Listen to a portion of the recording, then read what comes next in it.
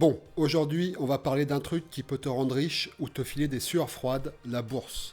T'as peut-être déjà entendu que c'est compliqué, que c'est risqué ou que c'est réservé aux pros au costard-cravate. Spoiler, c'est faux.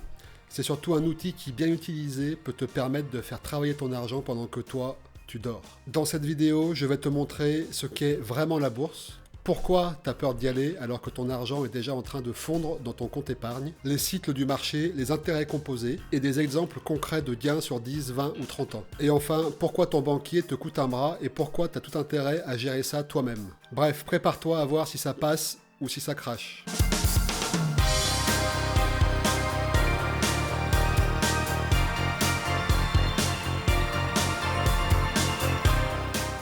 Ok, commençons par le début. C'est quoi la bourse? Non, ce n'est pas un casino, même si certains veulent te le faire croire.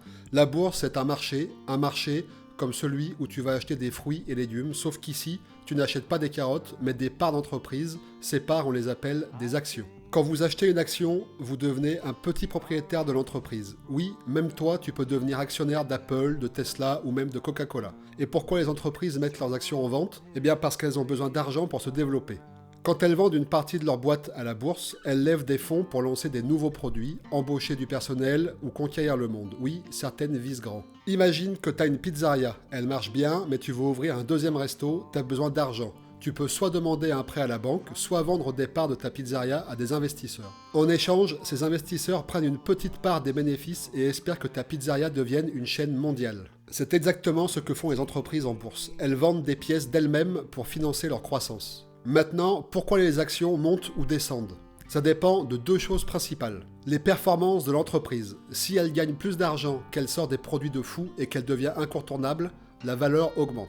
La confiance des investisseurs. La bourse, c'est aussi une question de psychologie. Si tout le monde croit qu'une entreprise va exploser, beaucoup d'investisseurs vont vouloir acheter ses actions. Et plus il y a d'acheteurs, plus le prix monte. Donc la bourse, c'est pas un truc magique, c'est un moyen pour les entreprises de se financer et pour toi en tant qu'investisseur de profiter de leur succès. Mais comme toute entreprise peut avoir des hauts et des bas, la bourse connaît aussi des périodes où tout monte et d'autres où tout descend. Et ça, on en parle juste après. Si toi aussi t'es passionné par l'investissement et que t'aimes le contenu de cette chaîne, je te laisse t'abonner et liker juste en dessous de cette vidéo. Ok, parlons vrai. Pourquoi t'as peur d'investir? Parce que ton cerveau, il est câblé pour flipper. Ton fric, c'est ton filet de sécurité et rien que l'idée de le perdre, ça te donne des palpitations. Et puis, il y a les médias. Ils adorent parler de la bourse quand ça va mal. Panique sur les marchés, le CAC 40 s'effondre, crash historique. Sérieusement, quand t'entends ça à la télé, tu te dis que c'est un truc de malade mental réservé aux pros qui peuvent encaisser des pertes. Ensuite, il y a la peur de perdre. On a tous ce petit démon dans la tête qui dit « Et si ça ne marche pas? Et si je perds tout ?» Pourtant, perdre ton argent en bourse, c'est quasiment impossible à moins de faire n'importe quoi. Genre tout mettre sur une seule action d'une entreprise inconnue qui fait des patins à glace pour chat. En plus, la bourse, ça fait peur parce que tout le monde te raconte les pires histoires. Ah, t'as vu en 2008, les gens ont tout perdu.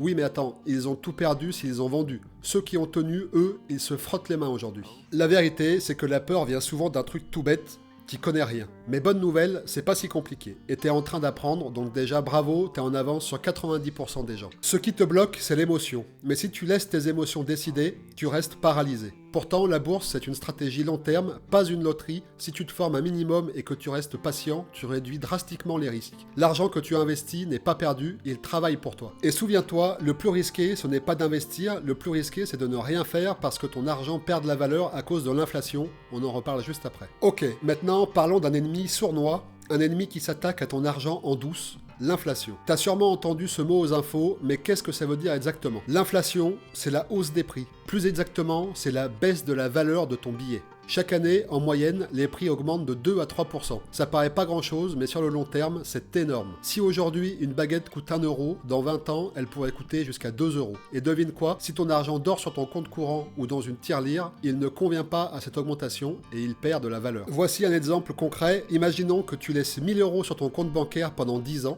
Avec une inflation moyenne de 2% par an. Ton pouvoir d'achat baisse chaque année et au bout de 10 ans, ces 1000 euros ne te permettront plus d'acheter autant qu'aujourd'hui. En gros, tu te fais voler mais en silence. La bourse, elle te permet de combattre l'inflation. Les marchés boursiers ont un rendement moyen de 7 à 8% par an sur le long terme. Ça veut dire que même après avoir soustrait l'inflation, ton argent continue de croître. Au lieu de rétrécir, il grossit. Donc si tu as peur de perdre de l'argent, laisse-moi te dire que ne pas investir, c'est une garantie de perdre. La bourse, c'est comme une montagne russe. Ça monte, ça descend, et si tu te concentres uniquement sur les descentes, ça peut te donner des nausées. Mais ces cycles, ils sont normaux et surtout, ils sont prévisibles. Un marché fonctionne en cycle.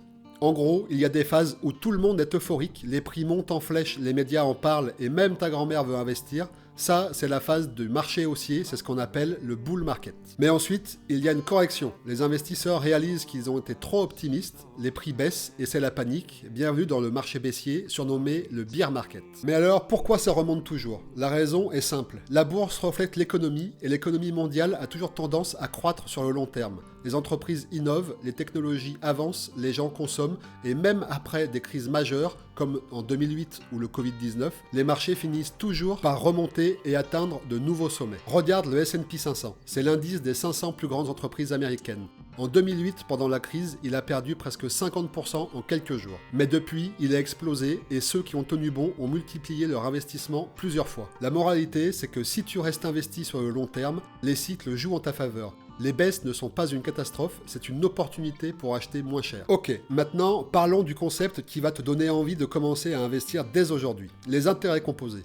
C'est quoi ce truc? C'est simplement le fait de réinvestir les gains que tu as déjà faits pour que ton argent travaille encore plus pour toi. Imagine un effet boule de neige. Tu démarres avec une petite boule, ton investissement initial, et au fur et à mesure qu'elle roule, elle grossit parce qu'elle accumule de plus en plus de neige. C'est exactement ce qui se passe avec ton argent. Prenons un exemple simple. Tu investis 100 € par mois avec un rendement moyen de 7%. Au bout de 10 ans, tu as environ 17 000 €. Au bout de 20 ans, ça monte à 52 000 €. Et au bout de 30 ans, tu atteins les 120 000 €. En 40 ans, c'est presque 260 000 €. C'est pas parce que tu investis plus, c'est parce que tes gains produisent eux-mêmes des gains. Et c'est ça le pouvoir des intérêts composés. La moralité, c'est que le temps est ton meilleur allié.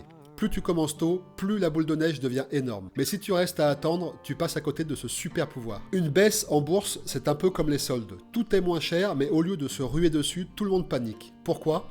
Parce que notre cerveau déteste voir la valeur de quelque chose diminuer. Mais si tu prends du recul, tu te rends compte que ces baisses, c'est juste une opportunité d'acheter des actions à prix cassé. La clé, c'est de ne pas céder à la panique. Ne vends pas pendant une baisse. Au contraire, continue d'investir régulièrement, peu importe ce qui se passe. Ça s'appelle le dollar cost averaging, c'est-à-dire le DCA. Tu investis la même somme chaque mois que le marché monte ou descende. Résultat, tu lises ton prix d'achat et tu profites des hausses sur le long terme. Bon, maintenant, on va parler d'une chose un peu taboue, ton banquier. Il te fait croire qu'il va gérer ton argent comme un pro, mais ce qu'il te dit pas, c'est qu'il te prend des frais partout. Des frais d'entrée, des frais de gestion, des frais de sortie. Bref, dès que tu passes la porte de son bureau, tu as déjà des sous en moins. Ces petits 2% par an que la banque te prend, ça paraît rien, mais sur 30 ans, ça va gonfler jusqu'à te prendre la moitié de tes gains. Mais pas de panique, t'as une meilleure solution pour ça, les ETF. Alors c'est quoi un ETF? Ça veut dire Exchange Trading Fund, ou en français, fonds négociés en bourse. En gros, c'est comme un panier d'actions. Tu n'achètes pas une seule entreprise, mais une part dans tout un groupe d'entreprises. Par exemple, l'ETF MSCI World, c'est un nom qui fait peur, mais en réalité, c'est juste un panier qui contient des actions de 1500 entreprises dans 23 pays différents. Oui, t'as bien entendu, avec une seule part, tu deviens actionnaire de Microsoft, d'Apple, de Nestlé, Toyota et plein d'autres géants. Si une entreprise dans le panier se plante, les autres compensent. Mais c'est pas tout, les ETF sont passifs. Ils suivent un indice boursier comme le S&P 500 ou le CAC 40. Du coup, ils ont des frais ultra bas, genre 0,2% par an au lieu des 2% de ton banquier. Ça fait une énorme différence sur le long terme. Alors oui, tu peux acheter des actions individuelles, mais gérer un portefeuille d'actions demande du temps et des connaissances. Et si tu mises sur une mauvaise entreprise, ça peut faire mal. Avec un ETF, t'as la tranquillité. T'es diversifié, donc ton risque est réparti. C'est facile, tu investis dans un seul produit et t'as accès à des centaines d'entreprises. Sur le long terme, les ETF ont toujours été très largement gagnants depuis leur création, malgré toutes les turbulences du marché. En gros, les ETF, c'est le couteau suisse de l'investisseur. Avec peu de frais, une gestion simplifiée et une diversification en béton, c'est l'arme ultime pour investir en bourse sans se prendre la tête. Et surtout, sans se faire plumer par les frais de ton banquier. Alors, la bourse, ça passe ou ça crache? Si t'es patient et que tu restes régulier et que tu gères toi-même, crois-moi, à coup sûr, ça passe. Allez, on se retrouve très bientôt sur une nouvelle vidéo. Ciao!